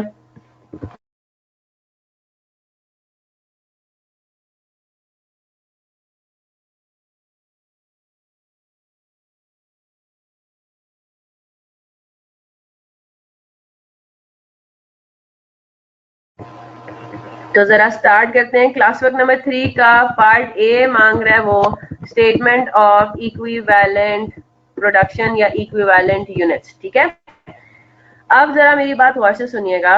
अब आपने किस तरीके से अपने कॉलम्स को लेकर चलना है, यूनिट्स और परसेंटेज तो एज इट इज होंगे। ठीक है, नहीं जनाब वो आपसे, हाँ वो cost of completed unit, sorry sorry, बिल्कुल ठीक कह रहे हैं आप, लेकिन सबके लिए सबसे पहले हमें, नहीं नहीं नहीं, कंप्लीटेड आउटपुट मांग रहे हैं ना, वो कॉस्ट ऑफ कंप्लीटेड आउटपुट मांग रहे हैं, लेकिन उससे पहले हमें वर्किंग के लिए स्टेटमेंट ऑफ इक्विवेलेंट प्रोडक्शन तो बनाना है ना। ठीक है, हमें इन एनी केस वर्किंग के अंदर स्टेटमेंट ऑफ इक्विवेलेंट प्रोडक्शन तो बनाना ही है। ठीक है, तो मांग ये रहा है स्टेटमेंट ऑफ इवैल्यूएशन के कंपोनेंट मांग रहा है, लेकिन वर्किंग के अंदर हम स्टेटमेंट ऑफ इक्विवेलेंट प्रोडक्शन बना रहे हैं। पार्ट ए जो है ना वो स्टेटमेंट ऑफ इवैल्यूएशन का एक हिस्सा मांग रहा है। हम जो वो बनाते हैं ना स्टेटमेंट ऑफ इवैल्यूएशन में, ये वाली बात, वो ये वाली अमाउंट मांग रहा है, units completed and transferred. Part A में मांग रहा है calculate the cost of completed output, यानी कि ये वाली फिगर स्टेटमेंट ऑफ इवैल्यूएशन की। पार्ट बी में वो मांग रहा है cost of closing work in process, तो क्लोजिंग वर्क इन प्रोसेस ही होगा, तो हम स्टेटमेंट ऑफ इवैल्यूएशन बना लेंगे तो पार्ट ए का आंसर भी मिल जाएगा, पार्ट बी का आंसर भी मिल जाएगा। क्लियर होगी बात? ठीक है, तो अल्टीमेटली हमारा ऑब्जेक्टिव क्या है? To calculate, to prepare what statement of evaluation, उससे हमारे पास दोनों आइटम्स आ जाएंगे। अब मेरी बात गौर से सुनिएगा, अब जिस तरह हमने प्रोसेस 2 के केस में ये हेडिंग्स रखी है ना, इनपुट फ्रॉम डिपार्टमेंट ए, वो सामान जो कि पिछले प्रोसेस से कैरी फॉरवर्ड हो रहा है, और दूसरा कॉलम है कन्वर्जन कॉस्ट। ये तो उस सिनेरियो में था अगर करंट प्रोसेस में कोई नया मटेरियल ना ऐड हो रहा होता। अब हमारे पास 3 कॉलम्स हो जाएंगे, एक होगा इनपुट फ्रॉम प्रोसेस 1, ठीक है, एक होगा न्यू मटेरियल का, और एक होगा कन्वर्जन कॉस्ट का। कॉपी कर लें, मैं चैट बॉक्स थोड़ी देर के लिए मिनिमाइज कर रही हूँ, ठीक है, चैट बॉक्स में थोड़ी देर के लिए मिनिमाइज कर रही हूँ। ये मैंने आपका होमवर्क भी डिसाइड करके यहाँ पे लिखा हुआ है, इसके ऊपर हम बाद में आएंगे। चलें जी, अब हमने स्टेटमेंट ऑफ इक्विवेलेंट प्रोडक्शन करना है। वर्क इन प्रोसेस, पहले हम बात करेंगे किसकी? प्रोसेस 1 की, ठीक है, प्रोसेस 1 की हम जरा पहले बात कर लेते हैं। एक ही स्टेटमेंट बना लेते हैं दोनों का, दोनों के हमें प्रोसेसेस के पता लग जाएंगे। प्रोसेस 1 के लिए इनपुट फ्रॉम P1 तो है ही नहीं, एप्लीकेबल ही नहीं है ना, नॉट एप्लीकेबल है प्रोसेस 1 के लिए, तो ये वाला कॉलम हम इस्तेमाल करेंगे ही नहीं, ठीक है। तो प्रोसेस 1 का स्टेटमेंट स्टार्ट करते हैं, तो प्रोसेस 1 की हमारे पास डिटेल आ जाएगी है। ओपनिंग वर्क इन प्रोसेस कोई नहीं है, तो फीफो एफको वाला कोई स्यापा ही नहीं है। आपने किससे काम स्टार्ट करना है? Units completed and transfer to process 2, है ना, units completed and transfer to process 2। हाँ जी, कितने यूनिट्स कंप्लीट करके आपने ट्रांसफर किए हैं? 10,000 यूनिट्स, ठीक है, and these 10,000 units are assume to be 100% complete. ये नॉट एप्लीकेबल है ना। इनपुट फ्रॉम प्रोसेस 1 का कॉलम तो इस्तेमाल होगा प्रोसेस 2 के लिए। ऑडिट की क्लास भी है, ठीक है, ऑफ कर दूंगी मैं टाइम पे, ये तो करें अभी। ये बात सबको समझ में आ रही है ना? इनपुट फ्रॉम प्रोसेस 1 के लिए एप्लीकेबल नहीं है, is that clear? Input from process 1 का कॉलम तो प्रोसेस 2 के लिए एप्लीकेबल है, तो इधर हम क्या करेंगे? मटेरियल का कॉलम और कन्वर्जन कॉस्ट का कॉलम, इज दैट क्लियर? एक तो ये हो गया, units completed and transfer to P2 हो गया। दूसरा हमारे पास क्या है? क्लोजिंग वर्क इन प्रोसेस, और क्लोजिंग वर्क इन प्रोसेस में यहाँ पे अगेन 2 कैटेगरीज हैं, एक आपके पास मटेरियल्स का है, एक आपके पास कन्वर्जन कॉस्ट का है। तो प्रोसेस 1 का काम तो नॉर्मल तरीके से हमने करना है। क्लोजिंग वर्क इन प्रोग्रेस है 4,000 यूनिट्स, ठीक है, और ये 4,000 यूनिट्स हम क्या कह रहे हैं? They are estimated to be 50% complete for conversion work. And what about material? Material तो सारा का सारा शुरू में ही लग चुका था, 100% काम मटेरियल का कंप्लीट हो गया था करंट मंथ में, इज दैट क्लियर? और 50% काम कंप्लीट हुआ है कन्वर्जन कॉस्ट के पॉइंट ऑफ व्यू से, यानी कि 2000। Is that clear? ओह, मैंने गलत कॉलम में लिख दिया, यहाँ पे नॉट एप्लीकेबल, यहाँ पे नॉट एप्लीकेबल, यहाँ पे होगा 4000 और यहाँ पे होगा 2000, ठीक है। तो हमारे पास प्रोसेस 1 के लिए सिर्फ आखिरी 2 कॉलम्स हमने इस्तेमाल करने हैं, और प्रोसेस 1 के इक्विवेलेंट यूनिट्स आपके पास हो जाएंगे ये।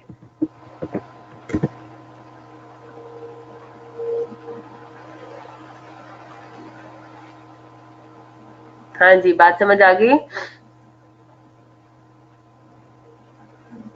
चले अब आगे चले, आगे चलते हैं। अब हमने प्रोसेस 2 का भी यहीं पे काम कर लेते हैं, ठीक है। पहले प्रोसेस 1 का काम होगा, फिर हम प्रोसेस 2 पर आ सकेंगे ना। पहले प्रोसेस 1 की सारी इंफॉर्मेशन डालेंगे तो फिर ही हम प्रोसेस 2 का काम कर सकेंगे। चलें जी, अब प्रोसेस 2 पर आते हैं। प्रोसेस 2 को अब आपने इंडिपेंडेंटली देखना है। जब आप प्रोसेस 2 को इंडिपेंडेंटली देखते हैं तो वही से आपका कोई भी नहीं है, ओपनिंग वर्क इन प्रोसेस है ही नहीं, तो फीफो आपको वाला कोई सवाल ही नहीं आएगा, ठीक है। हमारे पास क्या सवाल आएगा? Units transferred to finished good, ठीक है, units completed and transferred.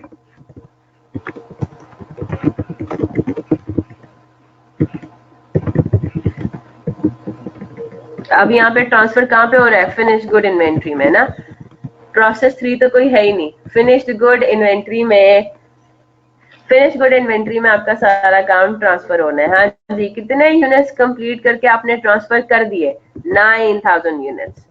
9000 units are 100% complete. अब हमारे पास इनपुट फ्रॉम P1 भी रेलेवेंट है ना? इनपुट फ्रॉम P1 भी अब हमारा रेलेवेंट है। तो क्या लिखेंगे यहाँ पर? जो हमारा इनपुट हो रहा है प्रोसेस 1 से, वो 100% कंप्लीट है with respect to these units, है ना?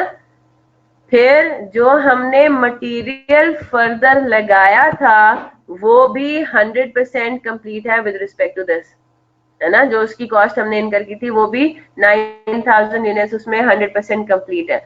और कन्वर्जन कॉस्ट के पॉइंट ऑफ व्यू से भी 100% सारा काम कंप्लीट है। तो तीनों कॉलम्स में आपने 100% कर दिया, है ना? अब हम आते हैं किसके ऊपर? अब आप मुझे खुद सोच के बताएंगे। क्लोजिंग डब्ल्यूआईपी पे अब हम आते हैं। तो पहले तो मुझे बात बताएं कि क्लोजिंग डब्ल्यूआईपी के नीचे मेरे कितनी कैटेगरीज आएंगी? 3 3 ही आएंगी ना? जितने ये कॉलम्स हैं, जो ये कॉलम्स हैं, अगर आप नोट करें तो जो ये कॉलम्स हैं उन्हीं को हम नीचे यहाँ पे लिखते हैं। अगर मटेरियल्स और कन्वर्जन कॉस्ट होता है तो मटेरियल्स और कन्वर्जन कॉस्ट ही लिखा जाता है क्लोजिंग डब्ल्यूआईपी के नीचे। अगर इनपुट फ्रॉम डिपार्टमेंट ए और कन्वर्जन कॉस्ट था तो क्लोजिंग डब्ल्यूआईपी के नीचे भी हमने input from department A and conversion cost ही लिखा है। यहाँ पे भी अब हमारे पास क्या होगा? एक होगा इनपुट फ्रॉम प्रोसेस 1, दूसरा होगा न्यू मटेरियल, और तीसरा होगा कन्वर्जन कॉस्ट। क्योंकि अब हमने इन तीनों के पॉइंट ऑफ व्यू से देखना है कि क्या क्या कंप्लीशन है स्टेज का। ठीक है, चलें जनाब, ready? Just give me a minute.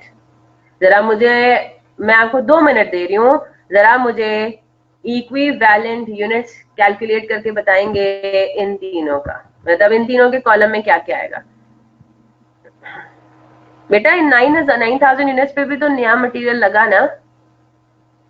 Clear होगी बात? 9000 यूनिट्स पे भी नया मटेरियल लग तो रहा है ना? और वो 100% लग रहा है। तो बस जो पुराना,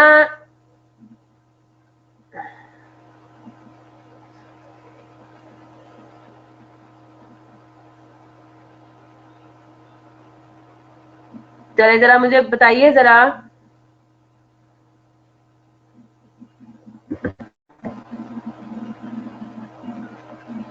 अनस आप क्या टाइप करना चाह रहे हैं बेटा?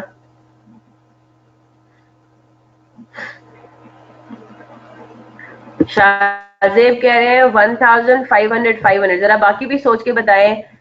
ये पूरा पैराग्राफ भी पढ़ेंगे और अप्लाई करेंगे इसको। चलें जनाब।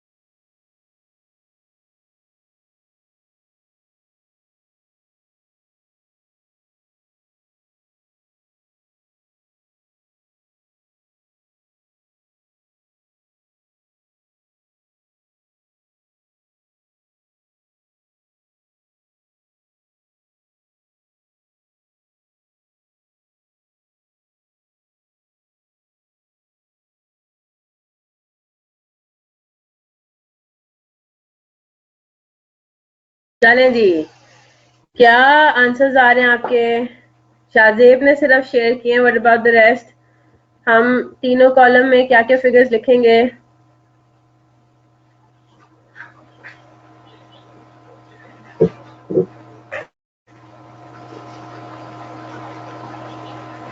यासर कह रहे हैं 1000 1500। जल्दी से बताइए। 3 है एमन, 3 है। Input from process 2, process 1, new material and conversion, तीनों का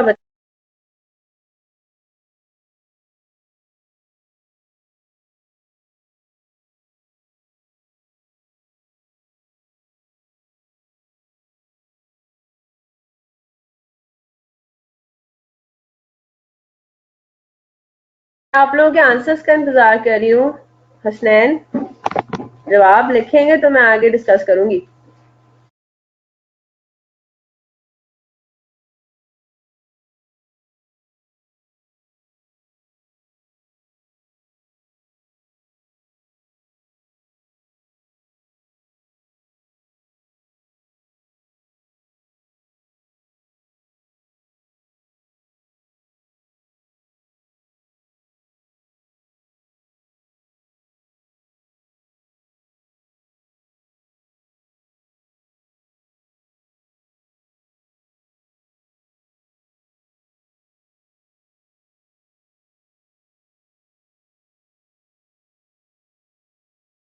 अच्छा जी, आप लोगों में से किसी ने ये वाली बात क्यों नहीं पिक की? ये वाली बात, कोई बात नहीं अनस। हाँ जी, जरा जो मैंने हाईलाइट किया इसको जरा पढ़ें, क्या लिखा हुआ है? Added materials are introduced at the end of the process. ठीक है, मुझे बात बताइए, ये जो क्लोजिंग वर्क इन प्रोसेस है, क्या ये एंड ऑफ द प्रोसेस पे पहुंचे हैं? क्या इनके ऊपर प्रोसेस कंप्लीट हो गया? तो फिर अब बताएं क्या यूनिट्स निकलेंगे? ये जो 1000 यूनिट्स हैं ये 100% कंप्लीट होंगे इनपुट के उसमें। ठीक है, जो हमारे पास इनपुट फ्रॉम प्रोसेस 1 है उनके पॉइंट ऑफ व्यू से तो ये 1000 यूनिट्स 100% कंप्लीट हो गए। ठीक है, फिर हम आते हैं न्यू मटेरियल के पॉइंट ऑफ व्यू से। न्यू मटेरियल के पॉइंट ऑफ व्यू से 0% होगा। New material closing work in process में अब तक हम कहेंगे लगा ही नहीं। क्लियर हुई बात? और कन्वर्जन कॉस्ट की कितने इक्विवेलेंट होंगे? 50% के हिसाब से 500। अब बात समझ आई?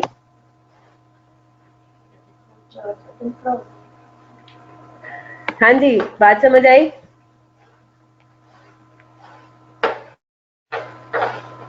अगेन समझाऊं, इसमें किसी को कोई मसला नहीं। इनपुट फ्रॉम प्रोसेस 1 ये तो आपका 100% ही होगा। ठीक है, ये आपका हमेशा 100% ही कंप्लीट होगा। अब हम आते हैं न्यू मटेरियल। न्यू मटेरियल उसने कहा है कि न्यू मटेरियल, ये जो added materials are introduced at the end of the process. क्या लिखा हुआ है? Added materials are introduced at the end of the process. हम अभी बात किसकी कर रहे हैं? हम अभी 1000 यूनिट्स जो क्लोजिंग वर्क इन प्रोसेस है उसकी बात कर रहे हैं। ये क्या अभी तक एंड ऑफ द प्रोसेस पे पहुंचे हैं? एंड ऑफ द प्रोसेस का मतलब ये कि इसमें मटेरियल कन्वर्जन का सारा काम कंप्लीट हुआ हुआ। तो मटेरियल के पॉइंट ऑफ व्यू से जो इनपुट वाला काम है वो तो कंप्लीट हुआ हुआ है। क्या ये अभी अपने एंड ऑफ द प्रोसेस पे पहुंचा है या नहीं? नहीं पहुंचा ना। तो मैं अगर आपसे ये पूछूं कि क्या इन 1000 यूनिट्स पे नया मटेरियल लग गया होगा? जवाब दीजिए जरा। जो 1000 यूनिट्स मेरे पास वर्क इन प्रोसेस हैं, क्या करंट डेट पे इनके ऊपर मटेरियल नए वाला लग गया होगा? तो हम कहेंगे नहीं लगा होगा। तो ये क्या होगा? इसके इक्विवेलेंट यूनिट्स कितने होंगे न्यू मटेरियल के? 0। अब बात समझ आई? और कन्वर्जन कॉस्ट के ऊपर हम कह रहे हैं कि जी 50% काम हो गया होगा। ठीक है जनाब। तो अब इधर जो हमारे पास 3 डिफरेंट कैटेगरीज हैं उनका टोटल कुछ यूं बनता है, input from P1। Input from P1 अब प्रोसेस 2 के अंदर होगा। इन न्यू मटेरियल के इक्विवेलेंट यूनिट्स होंगे 9000 और कन्वर्जन कॉस्ट के इक्विवेलेंट होंगे यूनिट्स होंगे इतने. Is that clear? यस और नो?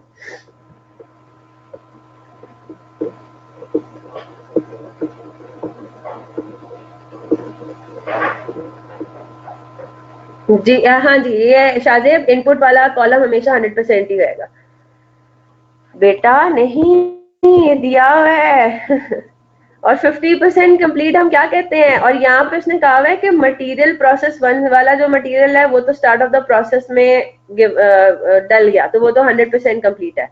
प्रोसेस 2 वाला जो नए वाला मटेरियल है वो एंड ऑफ द प्रोसेस पे क्या, इसलिए हमने उसका 0% लिया. तो जो 50% कंप्लीट की बात कर रहा है ये बेसिकली इसकी बात कर रहे हैं ना कि जो work in closing work in process है ओवरऑल, मतलब अगर हम इनको देखें तो इनके ऊपर कन्वर्जन कॉस्ट अभी 50% कंप्लीट हुई है, यानी कि अभी तक इसके ऊपर प्रोसेस कंप्लीट नहीं हुआ, तो यानी कि इसके ऊपर नया मटेरियल अभी तक ऐड हुआ ही नहीं है. तो stage of completion new material की स्टेज से अभी पीछे है.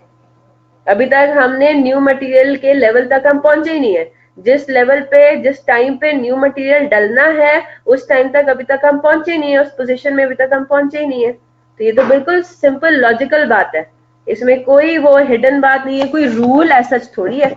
ये तो नॉर्मल वाली बात है कि अभी तक इसका मतलब है वो टाइम आया ही नहीं है 1000 यूनिट्स के ऊपर कि उन पे नया मटेरियल लगे. Is that clear?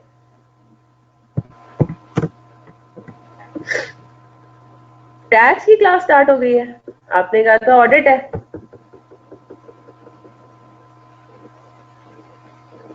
ऑडिट की क्लास स्टार्ट हो चुकी है. ऑडिट भी है इसी टाइम पे, ऑडिट भी है टैक्स भी है.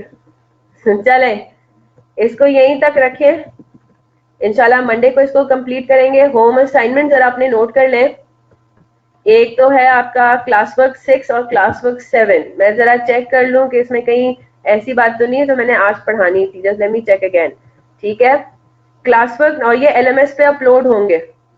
ठीक है, आपने एलएमएस पे अपलोड करने, बिल्कुल ठीक है, ये नॉर्मल सिनेरियो है. क्लास वर्क नंबर 6 आपका होम असाइनमेंट है. इसमें अच्छा बल्कि ये टेस्ट हो जाएगा कि आप सिनेरियोज कैसे जज करते हैं कि इसमें क्या चीज लग रही है, प्रोसेस 1 वाली बातें हो रही हैं, प्रोसेस 2 वाली बातें हो रही है, सब समझ आ जाएगा मुझे फिर. क्लास वर्क नंबर 6 आपका होम असाइनमेंट है और क्लास वर्क नंबर 7 आपका होम असाइनमेंट है. मैं भी एंड पे लिखवा भी देती हूँ. ठीक है, क्लास वर्क 6 हो गया, क्लास वर्क 7 हो गया. प्रैक्टिस क्वेश्चन नंबर 4 और practice question number 5, let me check that is well, और फिर हम क्लास को क्लोज करेंगे. और कौन सा था, 4 और 5 ना. प्रैक्टिस क्वेश्चन नंबर 4, हाँ जी, प्रैक्टिस क्वेश्चन नंबर 4 भी आप लोग कर सकते हैं और प्रैक्टिस क्वेश्चन नंबर 5 भी कर सकते हैं. प्रोसेस ए से पर्टेन कर रहा है. जी बिल्कुल, ये आपका होम असाइनमेंट है फॉर द वीकेंड. एलएमएस पे ये अपलोड होंगे. एलएमएस पे जो अपलोड नहीं करेगा मंडे को क्लास से वो निकाल दिया जाएगा. जी जनाब, मैम क्वेश्चन है जी, पूछिए मुनीबा. जिनके कोई क्वेश्चंस नहीं है, एक्स्ट्रा क्लास नहीं है, अभी कोई नहीं है, हो सकता है नेक्स्ट वीक में रख लूं आपकी संडे को क्लास. ठीक है, यानी कि जनवरी में मैं कह रही हूँ कि जितना भी आप लोगों को रगड़ा देना है ना वो जनवरी में दिया जाए. रगड़ा तो है.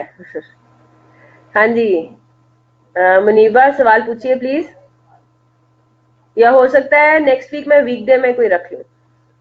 ठीक है, नेक्स्ट वीक हो सकता है वीकडे में मैं कोई रख लूं, लेकिन उसकी मैं भी कंफर्म नहीं कुछ कह सकती. एबनॉर्मल गेन वाले यूनिट सेल होते हैं? नहीं जनाब, एबनॉर्मल गेन तो एक्चुअली क्या होता है, एबनॉर्मल गेन तो ये होता है कि आपका एक्चुअल लॉस आपके नॉर्मल एक्सपेक्टेड लॉस से कम हुआ. तो इसमें हमारे पास कोई यूनिट फिजिकली तो नहीं है ना हाथ में, है ना. वो तो हम ये अकाउंटिंग इस चीज की कर रहे हैं कि हमने जो एक्सपेक्टेशन डेवलप की हुई थी उस हिसाब से हमारा लॉस नहीं हुआ. तो जितनी हमारी सेविंग हो गई लॉस में वो हम एबनॉर्मल गेन कहते हैं. तो वो हमारे पास कोई यूनिट हमारे पास फिजिकली थोड़ी मौजूद है. ठीक है, फिजिकली वो मौजूद है एक्चुअल आउटपुट में. बिल्कुल ठीक बात कह रहे हैं यासिर, वो एक्चुअल आउटपुट में है वैसे, लेकिन अलग से एबनॉर्मल गेन तो हम कुछ नहीं कहेंगे ना कि एबनॉर्मल. हम ये कहेंगे कि भाई ये जो 10 यूनिट्स हमें नजर आ रहे हैं ना सामने, इनको भी लॉस हो जाना चाहिए था हमारे एक्सपेक्टेशन के हिसाब से, लेकिन ये लॉस हुआ ही नहीं, तो वो तो गुड आउटपुट में चले गए ना. तो अलग से हम एबनॉर्मल गेन को अलग से कोई स्क्रैप थोड़ी करते हैं. वो तो नॉर्मल आपके सेल में नॉर्मल आउटपुट में आपके साथ चली जाती है।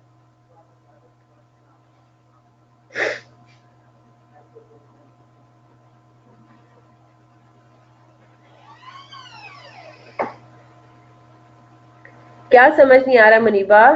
मैं आपको कहूं कि जी मैंने अपना मेरा एक्सपेक्टेड लॉस यानी कि नॉर्मल लॉस था, मैं ये कह रही थी कि भाई मेरे 1000 यूनिट्स जो है ना वो डैमेज हो जाएंगे, ठीक है। लेकिन मेरे एक्चुअल जो लॉस हुआ वो मेरा एक्चुअल लॉस हुआ 900 यूनिट्स का, यानी कि जो 100 यूनिट्स हैं वो मेरे गुड आउटपुट में चले गए ना, वो मेरे डिफेक्टिव नहीं निकले। क्लियर हो गई बात? तो वो तो मेरे आउटपुट में चले गए। जब मटेरियल लॉस होने से बच गया तो वो आउटपुट में चला गया ना, गुड आउटपुट में चला गया। 900 मेरे डिस्ट्रॉय हो गए, डैमेज हो गए, डिफेक्टिव हो गए, और बाकी 100 जिनको डिफेक्टिव हो जाना चाहिए था वो क्या हो जाएंगे? वो मेरे गुड आउटपुट में चले जाएंगे। तो अलग से तो स्क्रैप कहीं नहीं होंगे ना, वो तो मेरे गुड आउटपुट का पार्ट बन के वो आगे प्रोसेस 2 में चले जाएंगे, so on and so fourth. नहीं, करंट क्वेश्चन मैंने आपको सॉल्व करवाना है। करंट क्वेश्चन तो आपको नहीं पता ना आगे कैसे चलना है। सिनेरियो 2 तो अभी हम पढ़ रहे हैं। जी यासिर, आपका और भी कोई सवाल था? एक और बात आप कह रहे थे।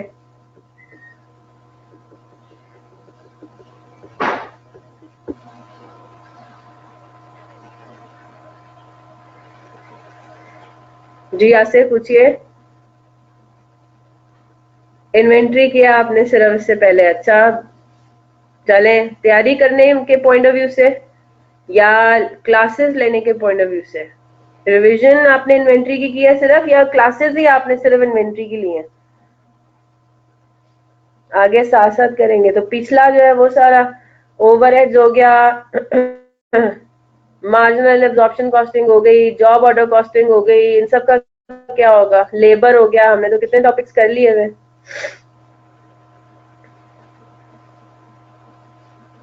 जी बिल्कुल गुलाम मोहम्मद, सही बात कह रहे हैं। Good units is equal to abnormal gain units transfer to next process. बिल्कुल ठीक है, abnormal gain units, I hope you mean that.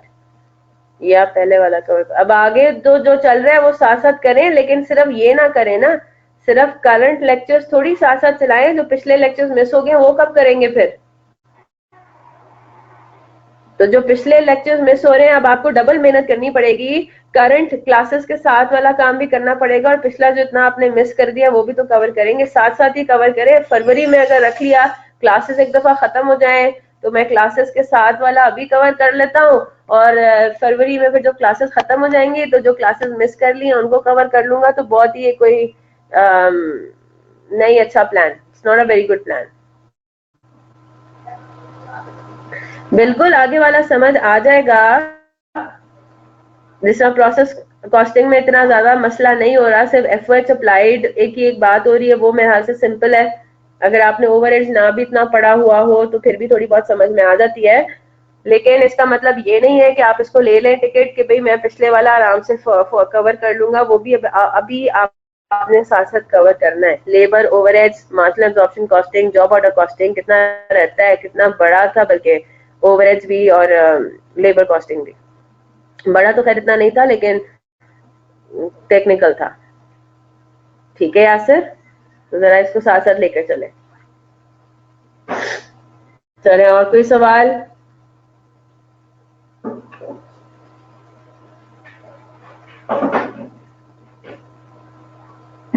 Labour में प्रॉब्लम है? अच्छा, आप मुझे व्हाट्सएप कर देंगे? मैं जरा अभी तक मैंने रिप्लाई किए नहीं है व्हाट्सएप के ऊपर, इंशाल्लाह कर दूंगी। आप मुझे व्हाट्सएप पे मैसेज कर दे ताकि मेरे पास वो एक रिकॉर्ड भी रहे कि मैंने ये भी जवाब देना है। आप ग्रुप में एडेड हैं, आपके पास मेरा नंबर होगा, ठीक है।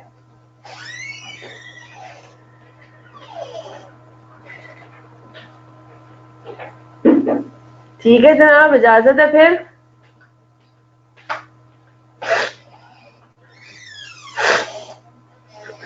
इंशाल्लाह फिर मंडे को मिलते हैं। होम असाइनमेंट्स जरूर कीजिएगा, एलएमएस पे आपने सबको अपलोड करना है।